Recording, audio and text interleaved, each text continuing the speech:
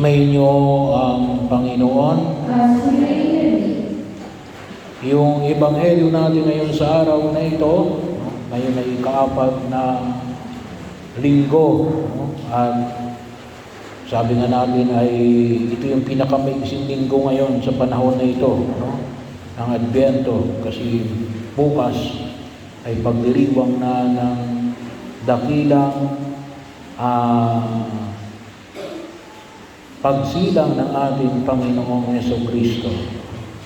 So ito rin po kung inyong maalala yung ebanghelyo na binigyan natin ng pagninilay noong ikatlong araw ng ating pagninilay, yung ika-4 na araw ata, na ipinamanhid ang pagnilay-nilay sa pagkilos na ipinakita ng pagtugon ni San Jose.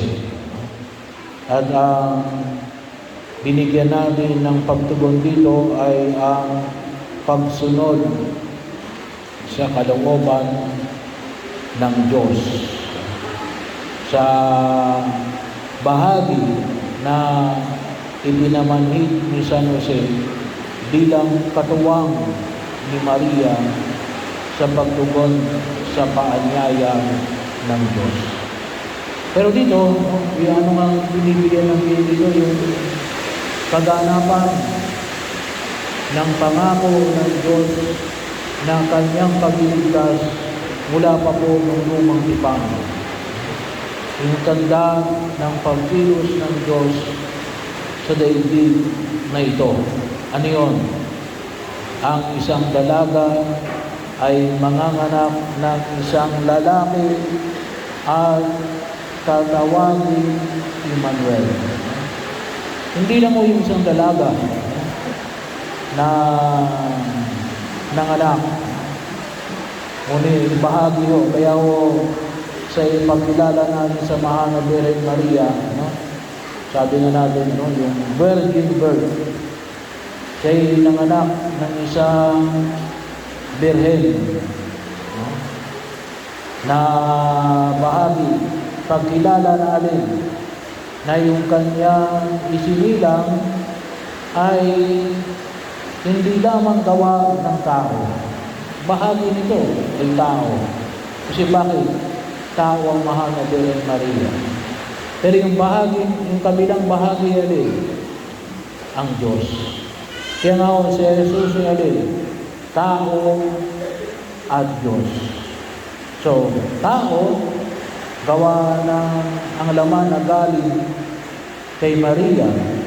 Diyos sapagkat lalang ng Espiritu Santo.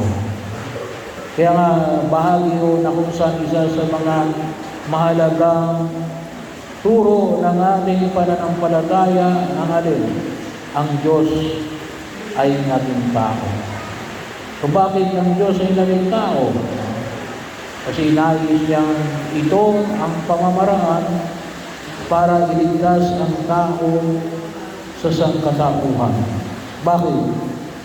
Hindi kaya ng tao lamang na iligtas ang tao sa kanyang pagkakasala sa Diyos. Kahit na pagsamasamain ang lahat ng ating lakas mula pa sa panahon ng Eva at Adan, kahit na mag-alay tayo ng ating sarili, hindi natin ito maibubuwis para sa kapatawaran ng ating kasalanan. Bakit? Kasi tao lang tayo. Ang pinagkasalanan natin ay Diyos. Kaya kinakailangan natin ang pagkilos ng Diyos para tayo ay maligtas sa ating pagkalugmok sa kasalanan. Kaya hindi yung pamamaraan na ginamit ng Diyos, ang Diyos na naging tao. Pero hindi lang mo doon nagtatapos. Ito'y bahagi na kung saan huwag natin kalimutan na alin, yun yung kahulugan ng salitang Emmanuel. Ang Diyos ay sumasa atin. Noong mga dekada o 80s or 90s ata yun, may pelikula na 3 taong walang Diyos. Yun kasi ay karanasan ng mga Pilipino noong panahon ng ikalawang pandaigdigang digmaan. Gawa ng kahirapan ang karanasan ng tao collectively as Pilipino ay alin? Parang iniwan tayo ng Diyos. Yun yung pamagat ng pelikula. 3 taong walang Diyos. Pero nawa, makita natin na alin yung kahalagahan ng pagkilala na ipinagkaloob ng Diyos sa loob ng 2,000 taon, yung kanyang presensya. Yung kanyang presensya. Na alin? Ang Diyos ay sumasa atin. Yun ang ibig sabihin ng Emmanuel. Ang Diyos ay sumasa atin. Sana po, ay patuloy natin maranasan ito. Naging bahagi na ho ng ating pagkilay. Sabi ko nga po, na isang maliwanag ng pagkilos ng Diyos ay alin? Yung pagkaligtas niya sa atin ng COVID-19. Yun ay maliwanag na hindi tayo pinababayaan. Maliwanag rin yung may pamamit natin na ibahagi rin po natin sa ating pagkilay, lalong-lalo na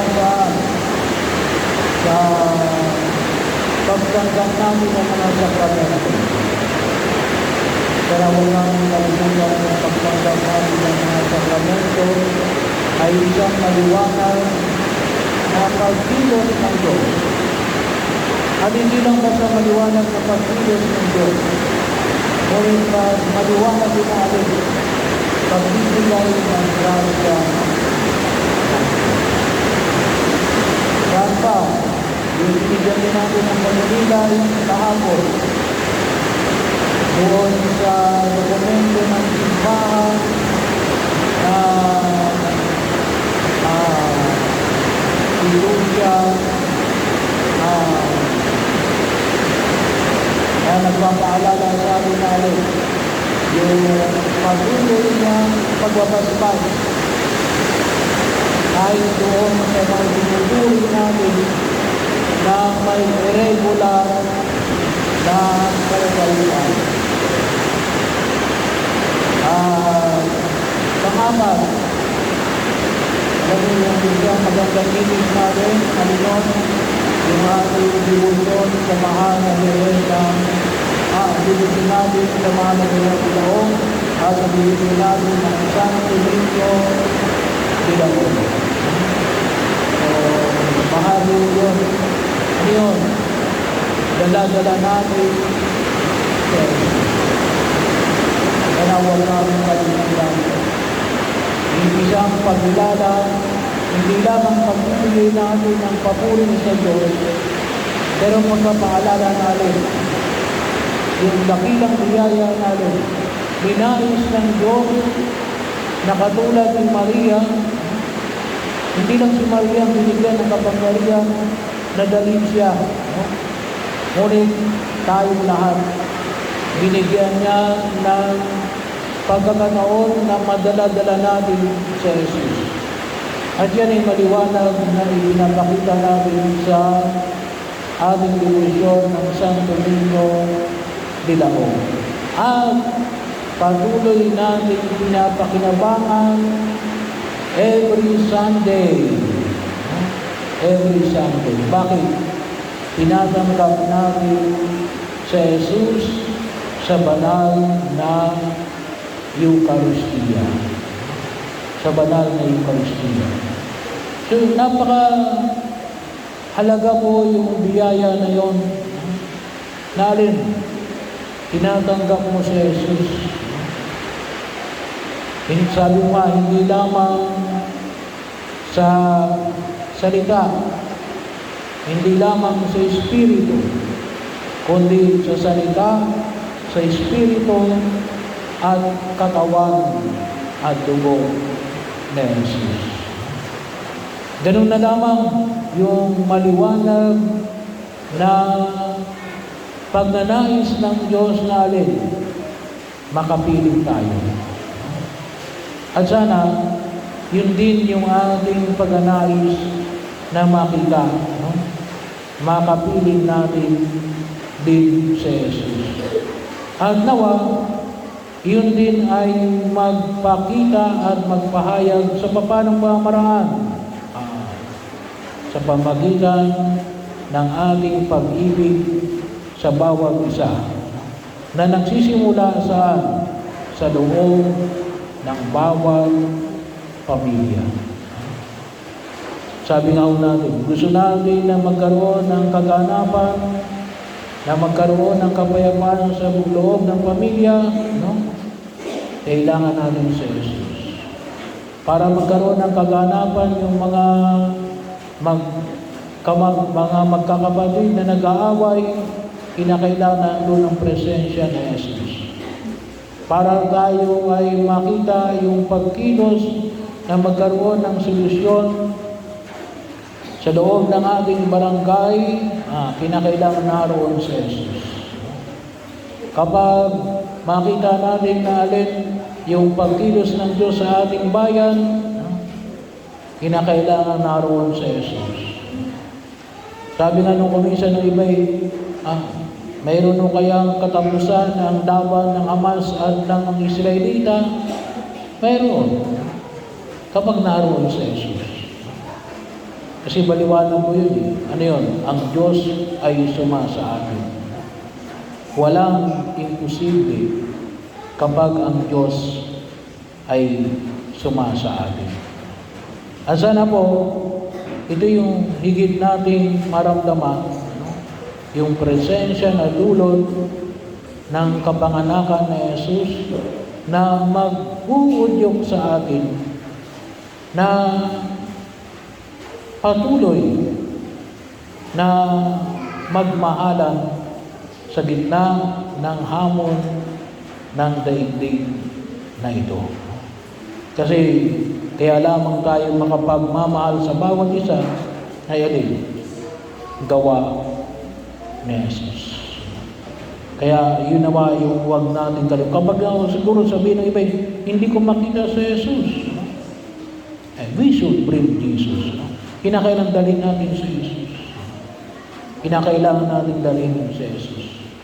At ang simbahan ay maliwanag na siyang kumikilos para makilala ang presensya ni Jesus. At tayo lahat, bilang kabilang ng simbahan ito, ay katulad ni Maria, ay kinakailangan natin dalhin, ipagbuntis, at iluwag sa Jesus.